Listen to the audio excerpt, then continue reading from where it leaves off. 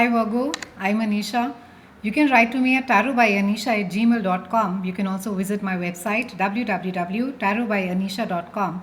And this is your monthly forecast for April 2014. Virgos, we begin this month with a huge planetary movement. We have the four planets Mars, Jupiter, Pluto, and Uranus that are going to be squaring each other at about 13 degrees each. Now, normally, whenever we have a square, there's some amount of a turmoil, some amount of a tension that comes along with it. And over here, we have the great grand cardinal cross that is getting formed in April. This aspect happens at about third week of April, and it's one of the most talked about aspects by all astrologers. This is also going to be affecting all the cardinal signs specifically, that is Aries, Libra, Cancer, and Capricorn. We can also expect during this time some amount of political turmoil, some amount of a movement at stock market, a lot of change and a lot of dramatic manifestations as far as personal relationships are concerned. Virgos, I think for a lot of you who have been looking at transformation, and for a lot of change, this month will sort of make you take a choice between as to where it is that you want to go with your life, or whether it is at all that you want to go ahead with the current set of choices that you have. No longer the things that have been going on in the past will carry on forward in the similar way. It's a great time to be letting go of old patterns and to be welcoming newer things, newer patterns, newer ways of looking at things, newer structures, newer implementations in your life. So, yes, there will be some amount of a turmoil, but I think it's a great time, like I said. Change is always great, but yes, there could be some amount of attention during this time. Now we have begun this month with a new moon that was there in your chart in the last week of March, and we carry on.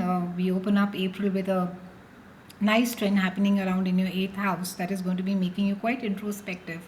And you could be looking at your relationship very carefully as to where it is that it has been going, and what is it more that you want out of it.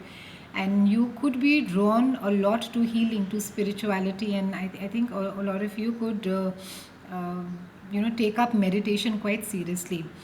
Around the 9th, we have Venus that goes and joins Jupiter, and goes and joins Neptune, which is going to be bringing about some amount of a sense of unreality, some amount of a sense of idealism. So whatever that is told to you between, I would say, the second or the third week of April. In fact, I would urge you that April overall is not a great month to be making a decision or taking an action over anything at all. So Neptune, being a planet of dreams, of fantasies, of it just causes a lot of haziness. It does not allow you to think very clearly. And when Neptune combines with Venus, it just gives a sense of false promises. So be careful this month as to what is it that is being promised to you. Try and read the footnote, so to speak, and try not to take any decision at this point of time. We also have Mercury that gets active, and it moves into your 8th house later, which is going to be making you again look beneath the surface. You're going to be inspecting things. You're going to be quite the busy bee this month, Virgos.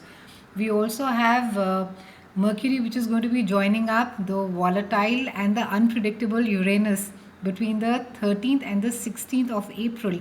And you could do something which is quite out of character, Virgos. You may just go and either join some club class which you have maybe just thought about it but never thought that you will actually do it.